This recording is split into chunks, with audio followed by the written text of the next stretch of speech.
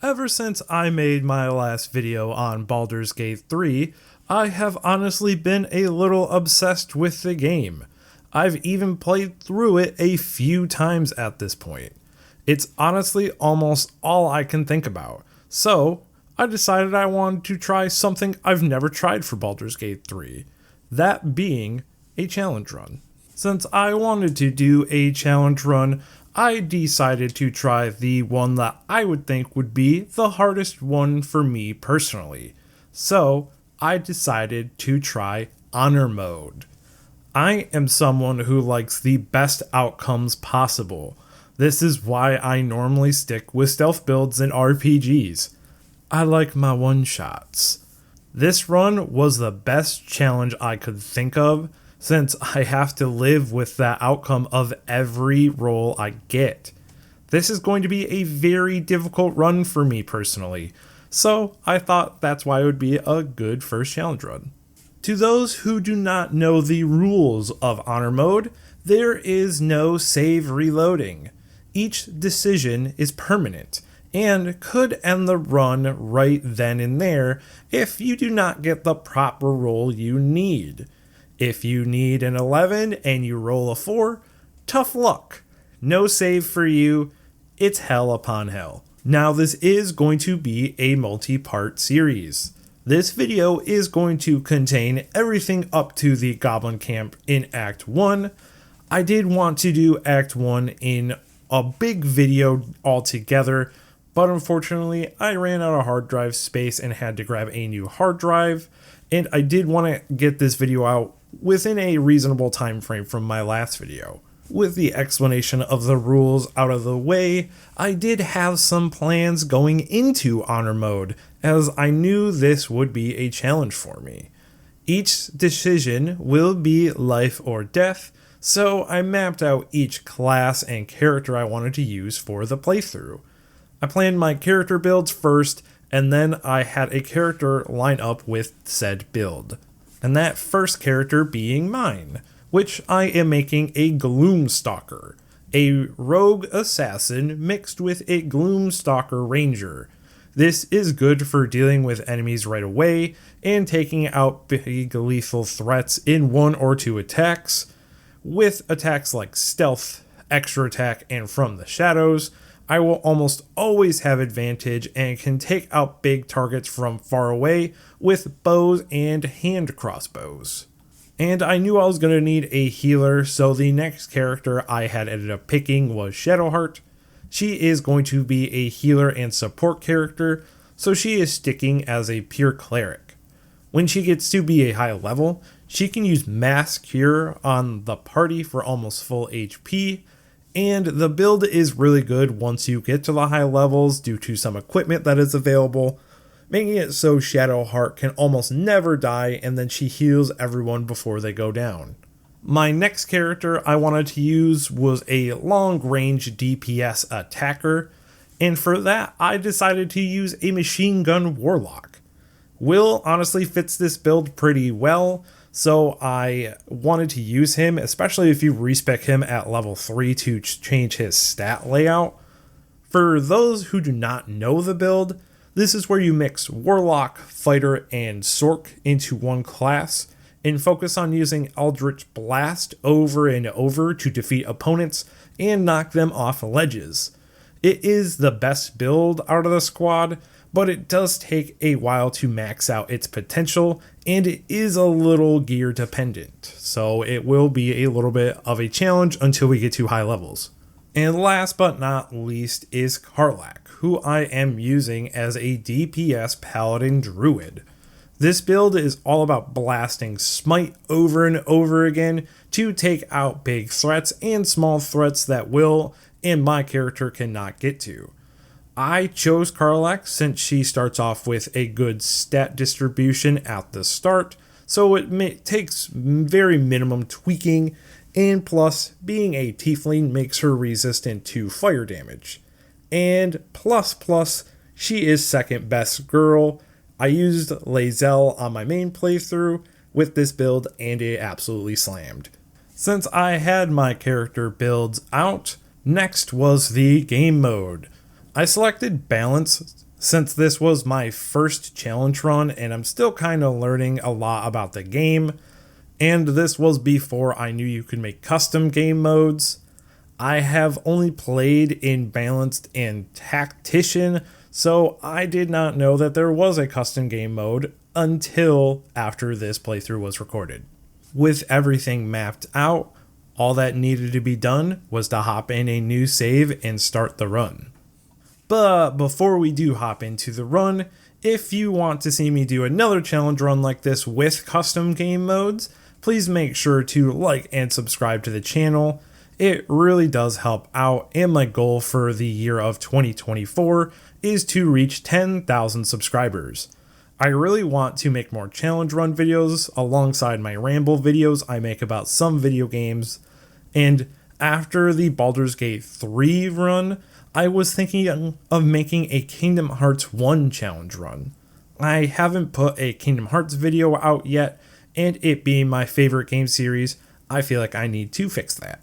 But with all the plugs out of the way, thank you so much for listening, and let's finally get into this run.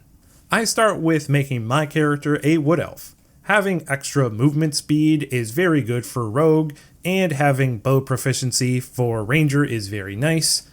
Plus, I do play as a wood elf in real life D&D, so it just felt right. I wake up from my nap on a ship that is somehow exploding, and not liking any of that, I tried to get a friend for comfort that is somehow also a brain. And let's just say the first roll of the run did not go well. I meet Lae'zel and almost die as she thinks I'm a wormhead. We make up from visions of an alternate life she had where we were a couple, and she decides to join me. We free Shadowheart from a comfy looking pod that is totally not a big threat, just looks like a cozy place to take a nap, and she is in Cranktown for not having proper nap time. After freeing Shadowheart, her and Lae'zel will not stop arguing, so I just walk forward, ignoring all the yelling behind me, and we get in some fights with some bad people. The fights go relatively well, only taking about 2 total hit points of damage, and we get to the transporter, finally able to get off the exploding scary ship and really start our adventure. We wake up on a beach, totally ignoring how we got there. Walking forward a little bit, we see Shadowheart finally taking her nap, thinking about how weird it is she would want to sleep in sand over a nice bed that is a pod. We shake her awake because it's not fair that she gets to sleep and we do not, and she officially joins our party. We walk forward on the beach as we want to sightsee without any fiery debris, and as we walk forward we get into a fight with some walking brains. The next battle was very bad, as Shadow took lethal damage from one attack, but we managed to win and get the 2 team members to level 2, which is very helpful. After the triumphant victory, we decide to continue forward, and as we walk forward, I see my least favorite party member. I do not need 2 rogues, so I kill Ast, but even though I hate him, I revive him, so I don't get fan backlash in the comments. Please, I am a fickle man, do not yell at me. With my comments now a war zone, the adventure is going well for the 5 minutes it has been going. We killed a man and resurrected him, Shadowheart almost died, so when I see a weird hand popping out of a purple portal, I think, "Aw, cool, what could go wrong?" and decide to help it out of the purple portal. It turns out to just be Gale, and I tell him to go to camp to get him out of my sight, a little disappointed it wasn't a magic hand that could follow me around and give me constant finger guns. Still a little distraught over not having a magic hand that can give me constant finger guns, we snap out of it when I hear the cries of help from my favorite party member. We run up to the spot where she's being held, and we tell the 2 people that captured her very nicely to leave before I kick them right in the butthole. They run away from that, and I can now free her as fast as possible. I will keep her in the party until I can grab Karlach, which I should have done with Gale, but too lazy to grab him now, and still a little sad that he's not a magic hand. We walk along the coast happy as can be, and I see some bandits hanging out, so decide to say hello, but they do not appreciate me dropping in. Regarding a trap door, which we get open on our last try, totally wasn't scared of going into the place the bandits were in, not thinking of how awful it would have been of not being able to re-roll. Not in 100 years. But with my denial out of the way, in the hatch was a damp but somehow cozy basement, and we wake up the nice skeletons living there. I help them get back to bed with no real issues, and wake up Withers so he can go back to my camp. I will need him for those respecs later, and that is his real only use. Now that all the easy stuff is over, it's time for the first real fight of the run. The goblins attacking the druid camp. Since I know there are a few goblins at the top of the cliff, I go up there to start the battle. My character gets a one shot on one of the goblins to start the fight, and then we get the next goblin on the cliff in another one turn. It does take us a few turns to get the rest of the goblins that are on the ground, since we are using range attacks trying to keep us safe. Plus, missing like every 2 attacks does make the fight go on a little bit longer, but the fight goes well, and honestly, the battle was way easier than I thought it would be. I should go on top of places for the rest of the fights if it makes it this easy. Since we saved the grove for no real reason other than to boost our ranks, we grab our third real party member, Will. We do explore around the druid camp a little bit, and doing so gets us to level 3. But while exploring, we did find a beach, and on that beach is a kid getting punked into thinking there is a very nice lady singing at him. We do try to stop the nasty singing gross ladies to save the child, but unfortunately on the very last harpy, we cannot save the child and he dies. Whoops.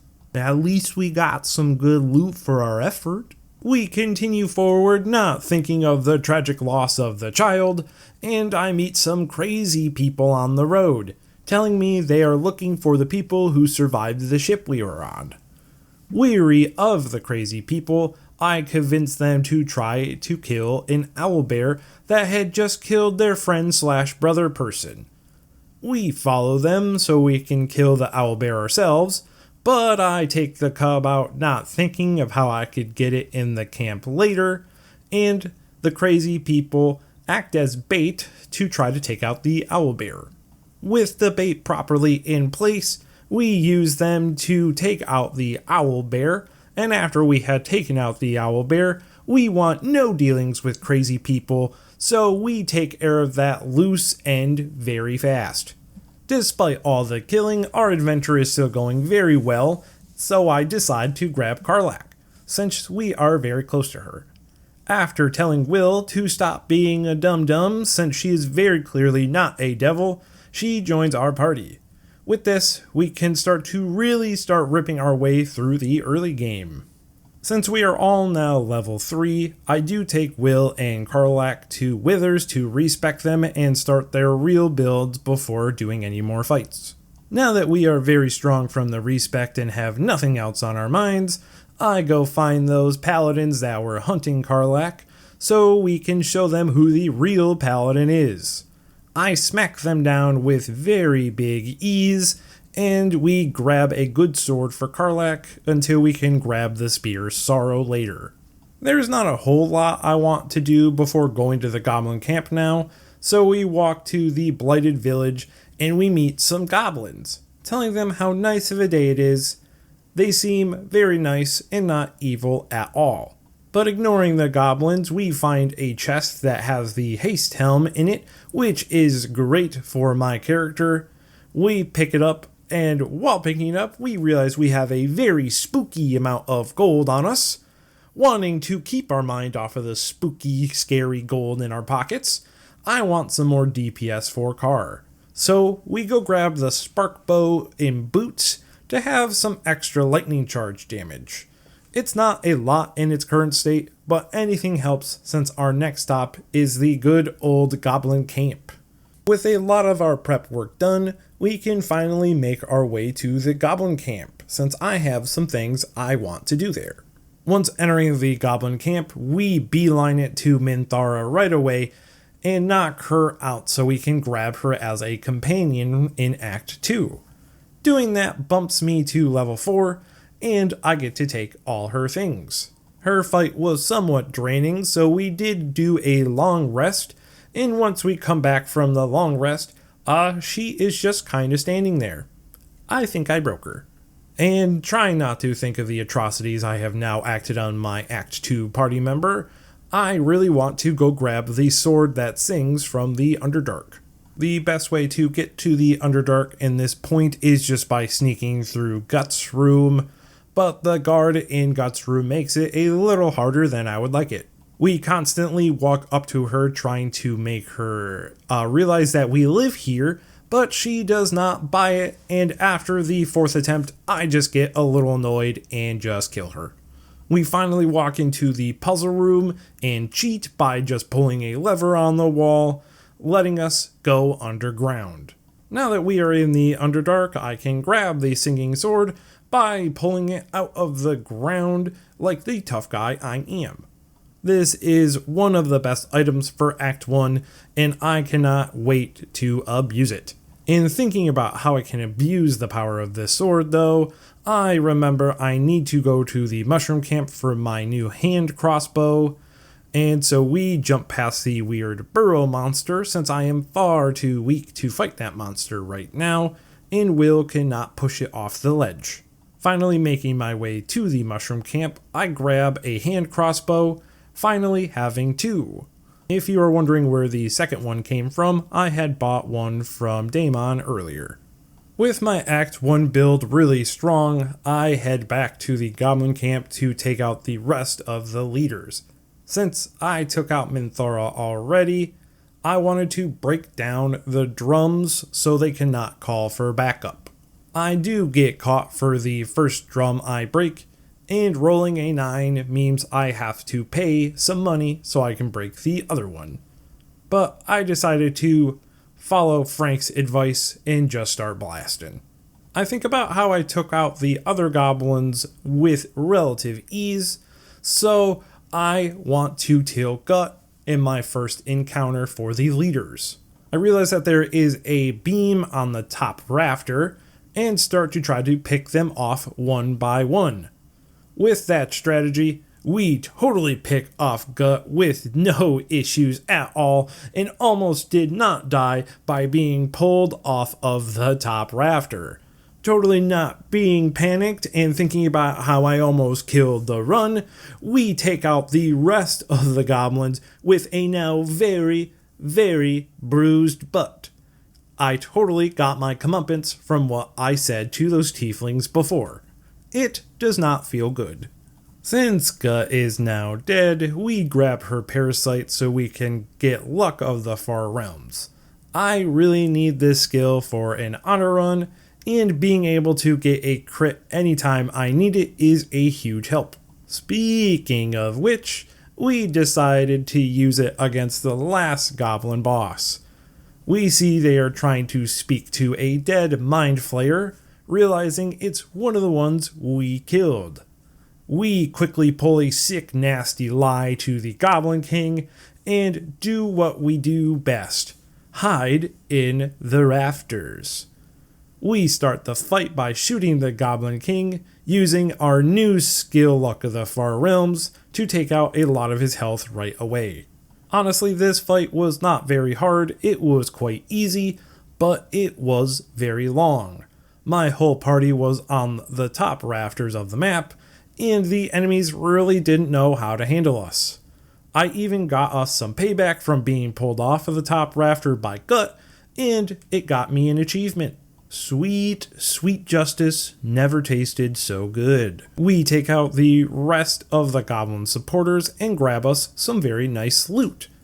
But before I get ahead of myself thinking of all my gold coins, I realized that there is one thing we forgot to do before we leave the goblin camp. We forgot to rescue Halzin, the druid that the druids asked us to help a long time ago.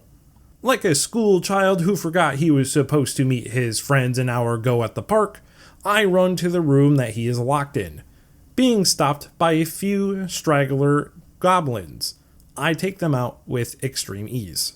Finally, in the room on time and as very much planned this way, I get Hal out of his cage and we take out a few goblin children trying to tattle on us to no one because they were all dead, and the rest of the goblin people who somehow managed to summon a big ass spider. That makes absolutely no sense, but we take them all out nonetheless, and Halcyon is now safe. We talk to Halcyon, and he is very much impressed on how we took out all the bosses before we rescued him, thinking about how it was all planned, and we totally don't just look at him shaking our heads vigorously that this was totally the plan. Now that the goblin camp is defeated, we go back to the druid camp to go grab our rewards, and the tieflings stop us at the front, telling us that they want to go get absolutely blasted in our camp. We tell them to hold on a moment so we can go grab our rewards, and after we grab the rewards, we go get blasted ourselves in the camp. During the party, I tell Karlak I have the hots for her, and we kiss for a while before my skin melts on my lips. I wake up with very serious burns, and I enjoy the one last party before the true hell of Act 1 shows its big, fat nose. Thank you all so much for watching part 1 of my honor run in Baldur's Gate 3. The next part will come out pretty soon since I did get a new hard drive and can record the final footage for Act 1. I have almost all of Act 1 done right now. I'm in the final story parts of Act 1 and only have about 2 things left to do, so it shouldn't take that long for the next part to come out. I did have a lot of fun doing this run so far, and if you enjoyed this part, please make sure you like the video and subscribe for the next part coming out. I promise you won't be disappointed. As you can tell, I did get a huge upgrade to my setup. I did finally get a new microphone. I apologize for the quality of my previous microphone, and it was very sucky, but thanks to the support of my good friend Brad, he gave us a great recommendation for a new microphone, and I quite like it so far. So, again, thank you so much for watching. I hope you all have an amazing rest of your day, and as always, take care, everybody.